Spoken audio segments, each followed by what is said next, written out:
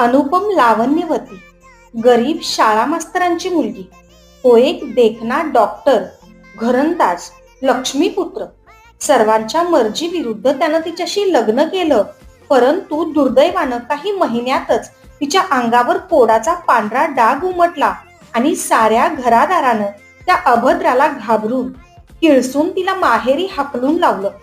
कचराकुंडीत घाण फेकावी तसं.